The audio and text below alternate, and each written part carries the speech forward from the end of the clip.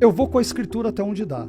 Quando a escritura não tratar de determinados pontos, entra o magistério a posteriori e ele define. Exemplo, Imaculada Conceição não está na Bíblia, mas o magistério, depois a gente, foi reconhecido tardiamente, a gente trabalha esse assunto. É solo um magisterium, somente o magistério. Fala pessoal, sejam muito bem-vindos em mais um vídeo do canal. Meu nome é Humberto e hoje eu trago para vocês o trecho de um debate entre o pastor Carlos Augusto Vailate e o padre José Eduardo no Redcast. Depois de algum tempo no debate, o pastor entendeu pelos argumentos do padre que, assim como o protestantismo acredita no sola scriptura, o catolicismo teria um equivalente, que seria o solus magisterium, somente o magistério. Ali nas entrelinhas dos argumentos daquilo que foi falado, dá-se a entender que para o catolicismo, então, o magistério está acima da escritura, da tradição, então tudo é medido, tudo passa pelo crivo do magistério, enquanto no protestantismo tudo deve passar pelo crivo da escritura, somente a escritura. Então no vídeo de hoje eu trago a vocês esse trecho desse debate, acompanhe agora de maneira mais completa.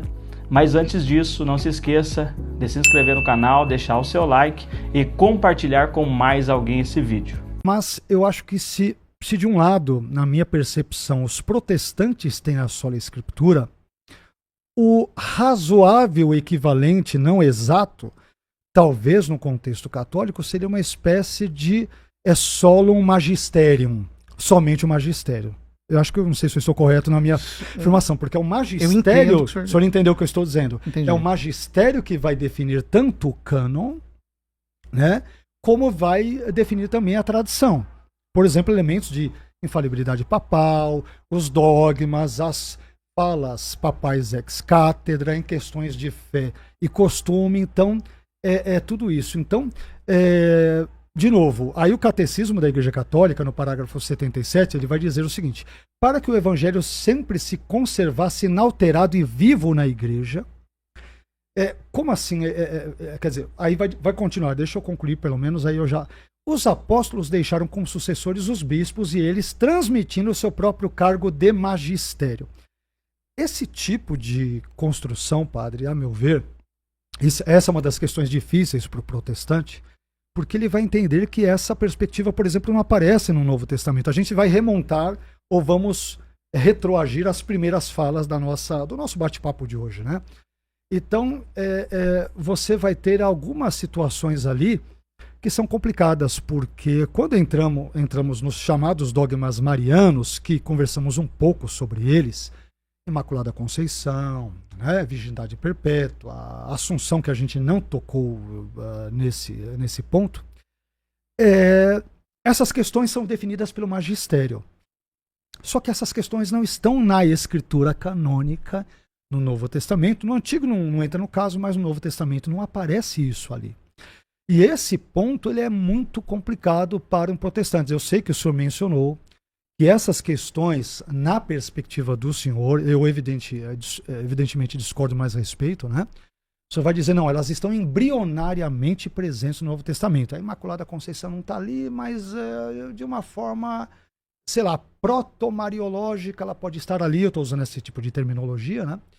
E assim por diante. Então, essa é uma dificuldade muito grande que protestantes têm, por exemplo, com relação a esses pontos, porque dogmas e outros elementos, porque eles não são vistos por nós como claros. E aí é que entra o problema do que eu chamaria de solum magisterium, ou seja, é o magistério da Igreja Católica, no caso, que define, enquanto que na perspectiva protestante, não é que não exista um magistério no contexto protestante, é claro que tem, mas em última análise ele busca sempre se submeter à escritura. Os pastores, bispos, pelo menos os sérios, eu cansei de dizer na igreja da qual sou pastor, se vocês me ouvirem pregar alguma coisa aqui estranha ao evangelho, começar com algumas doutrinas mirabolantes, algumas heresias, algumas esquisitices, vocês têm total liberdade de me chamar de canto e falar, poxa, pastor Vailate, o que está acontecendo? Você falou uns negócios um tanto quanto esquisitos. Você falou, não está batendo com a Escritura, não está batendo com o Antigo nem com o Novo Testamento e tal. Por que eu estou dizendo isso? A minha impressão, padre, e de novo, me corrija, por favor, se eu estiver errado, dentro desse diálogo que nós estamos tendo, a impressão que eu tenho é desse hipotético, que eu chamei hipoteticamente, respeitosamente, de solum magisterium, eu vou com a Escritura até onde dá. Quando a Escritura não tratar de determinados pontos, entra o magistério a posteriori, vamos voltar àquela ideia de retroagir, e ele define. Exemplo, Imaculada Conceição não está na Bíblia, mas o magistério, depois a gente, foi reconhecido tardiamente, a gente trabalha esse assunto. A virgindade perpétua não está na Bíblia, a própria Bíblia de Jerusalém vai dizer, mas a gente depois reconhece a Assunção de Maria, super tardio, não está na Bíblia, mas a gente... o que acontece? O magistério diz, está. O Papa diz numa fala ex cátedra que está alguns dogmas marianos e, portanto, eles são incluídos, ao que me parece, de novo, a minha percepção de forma muito honesta, parece-me a revelia do texto bíblico. Então, quando um protestante fala de sola escritura, não é que ele não valoriza a tradição, ele valoriza. O senhor viu aqui que citei a tradição várias vezes, é óbvio que eu não concordo com tudo isso, tanto quanto, eu acho que aqui nós temos um ponto em comum muito importante. O católico, me corrija se eu estiver errado, ele vai analisar a tradição, sola escritura e tal, mas à luz do magistério. Daí porque, na minha percepção, solo um magistério. Então, se há uma fala de Orígenes que está meio torta aqui, isso aqui eu rejeito, essa fala dele está correta, eu aceito. Protestantes também fazem isso. A diferença é que os protestantes, em última análise, eles vão submeter a tradição, magistério e tudo ao sola escritura. Enquanto que, a meu ver, no contexto católico, tudo será submetido, inclusive a escritura, a tradição e tudo, ao magistério. Então, eu acho que essa inversão, e é por isso que eu acho que é uma questão de escolha. E aí, você prefere ficar com a escritura, que é infalível e inerrante, dentro dos termos todos que nós falamos, de inspiracionais e tudo, ou com um magistério que, eu sei que o senhor vai dizer que é inerrante, pelas questões de sucessão apostólica e tal, mas que na cabeça de um protestante ele não pode ser inerrante ou infalível, porque infalível e inerrante é apenas as escrituras, isso nos seus autógrafos.